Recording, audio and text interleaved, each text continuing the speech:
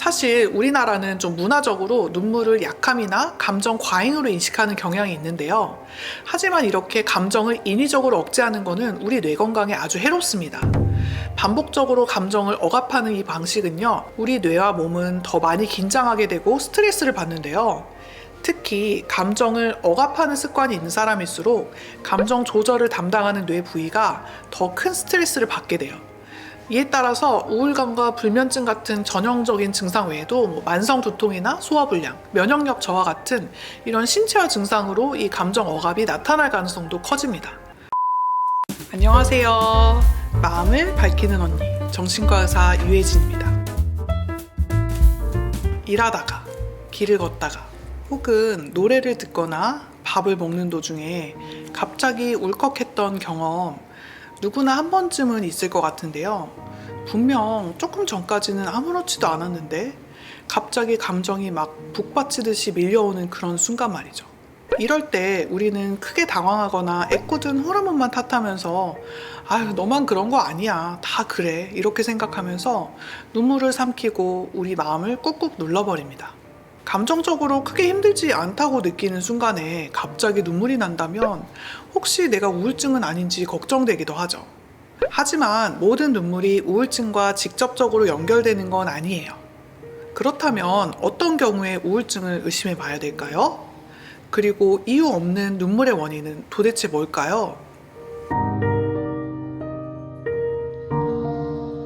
눈물은요, 단순히 감정적인 이유로만 나오는 건 아니에요. 실제로 우리 몸은요, 다양한 이유로 눈물을 흘리는데요. 먼저 우리가 흔히 얘기하는 호르몬 변화를 들 수 있습니다. 이 호르몬 변화는요, 생리주기나 임신과 출산, 혹은 폐경기에 접어들 때 호르몬이 변화하면서 감정이 기복이 생기고 예민해져서 나타나는데요. 특히 이 세로토닌의 수치와 밀접한 관련이 있어요. 이 세로토닌 수치가 낮아지면 감정 조절이 어려워지고요. 이유 없이 눈물이 날 수도 있죠. 이외에도 과도한 업무나 학업, 육아 같은 걸로 인해서 우리가 되게 몸이 피곤해지면 감정도 예민해지고 작은 일에도 쉽게 눈물이 납니다. 수면 부족도 우리의 감정 조절을 어렵게 만드는 되게 중요한 원인 중 하나죠. 그리고 좀 정서적인 감수성이 높은 분들의 경우에는 일상적인 상황에서도 쉽게 감동하거나 슬픔을 느끼기도 하는데요. 우리가 음악이나 영화, 글을 읽다가 갑자기 눈물이 흐른다면 이러한 감수성 때문일 수도 있어요. 이러한 경우라면 사실 크게 걱정할 필요까지는 없겠죠. 아주 자연스러운 감정이니까요.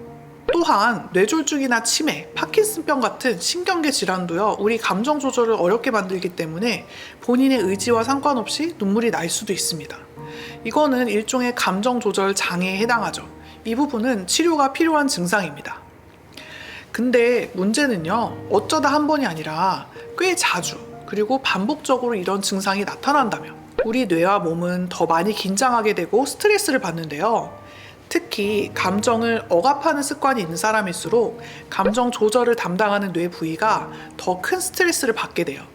그 결과 겉으로 봤을 때는 멀쩡한 상태인데 뇌가 작은 자극에도 과민하게 반응을 해서 눈물이 나거나 막 몸이 와들와들 떨리거나 울컥해지거나 하는 이런 신체 반응이 나타나게 된다는 거죠. 다시 말해서 울컥하는 이 감정은요, 한순간의 폭발이 아니라 내가 오랫동안 억압하고 눌러온 감정이 무의식적으로 드러나는 방식일 수도 있다는 거예요. 그럼 이런 울컥함과 눈물은 우울증과 어떤 점이 다른 걸까요? 사실 모든 눈물이 우울증과 관련이 있는 건 아니에요. 하지만 내가 눈물 흘리는 거 이외에도 하루 종일 아무 이유 없이 우울하고 무기력함을 느끼거나 평소에 좋아했던 활동이나 취미가 더 이상 즐겁지 않거나 불면증이 있거나 잠이 오히려 평소보다 많아지거나 혹은 갑자기 많이 먹거나 아예 먹지 않는 등 이런 식욕의 변화가 생기고 몸이 항상 피곤하고 작은 일에도 지치고 자책이나 자살 충동이 2주 이상 꾸준하게 나타난다면 이럴 때는 우울증을 의심해 볼 필요가 있습니다. 사실 우울증을 의심할 만한 울컥함이나 눈물이 아니라면 감정에 솔직하게 몸을 맡겨보는 것도 좋은 방법일 수 있는데요. 우리가 울면서 흘리는 눈물에는요, 스트레스에 관여하는 호르몬인 아드레날린과 노에피네프린이 포함되어 있어요. 우리 몸은 이걸 배출하면서 긴장을 완화시킵니다. 이때 느끼는 이완감은요, 부교감 신경계를 활성화시켜서 심박수를 낮춰주고 호흡도 안정시키는 효과를 가져오죠. 신경과학 연구에서는요, 울음을 통한 감정 정화 효과가 일시적인 뇌활동 변화와도 연결돼 있다는 보고가 있었는데요. 울기 전 후의 뇌파를 비교한 실험을 보면 울고 난 후에 안정 시 나타나는 알파파가 증가하고 스트레스파인 베타파는 감소하는 경향이 나타났어요. 이건 이완과 안정, 명상 상태와 유사한 뇌활동 패턴이라고 볼 수 있습니다. 제 환자분 중에 우울증을 워낙에 오래 알아오신 분이 계셨어요. 그분은 가족 중에 한 명이 갑작스럽게 돌아가시면서 이 사람의 죽음을 받아들이지 못하고 자책을 하면서 우울증이 생긴 분이었는데요. 이분이 상담 중에 이런 얘기를 하시더라고요. 내가 막 큰 소리를 내서 울고 싶었는데 그때 눈물이 마치 고장난 수도꼭지처럼 찔끔거리면서 안 나오더라고요. 거기다가 장례식장에서도 자신을 찾아온 지인들이 막 눈물 흘리는 걸 보니까 자기도 모르게 야, 울지 마 라는 얘기를 해서 스스로도 얘기하고 깜짝 놀랐다고 하십니다. 이게 장례식장에서 눈물을 흘리는 건 당연한 거잖아요.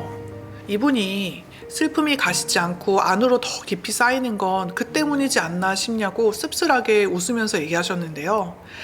저도 내색은 안 했지만 그분의 심정이 좀 공감돼서 마음이 많이 무거웠어요. 사실 우리나라는 좀 문화적으로 눈물을 약함이나 감정 과잉으로 인식하는 경향이 있는데요. 하지만 이렇게 감정을 인위적으로 억제하는 것은 우리 뇌 건강에 아주 해롭습니다. 반복적으로 감정을 억압하는 이 방식은요, 전두엽과 편도체 사이의 소통을 단절시켜서 감정을 인식하고 조절하는 능력을 떨어뜨릴 수가 있어요. 이건 만성적인 스트레스와 감정의 불균형으로 이어질 수 있고요. 전반적으로 심리적인 긴장감이 더 높아지죠.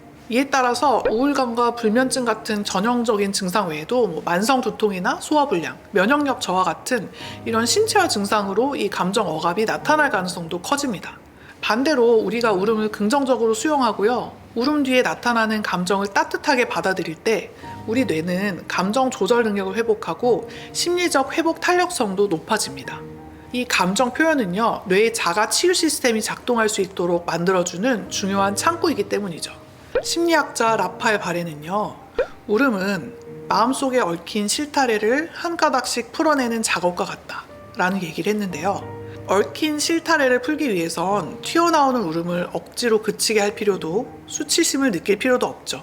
우리 머릿속에 복잡한 감정이 정리될 수 있도록 스스로를 기다려주고 다독이고 위로하는 게 필요할 것 같아요.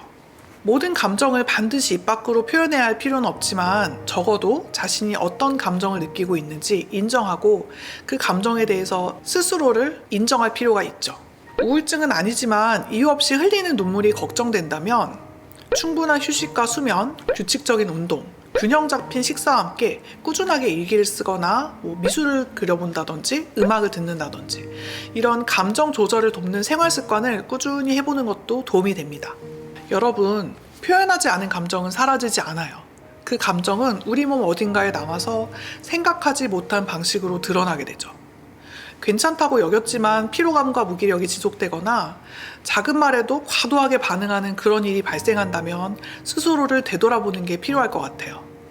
지금 느끼는 나의 감정과 솔직하게 마주할 수 있을 때 상처를 극복하고 앞으로 나아갈 수 있으니까요.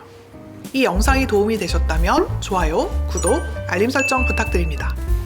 지금까지 마음을 밝히는 언니였습니다. 감사합니다.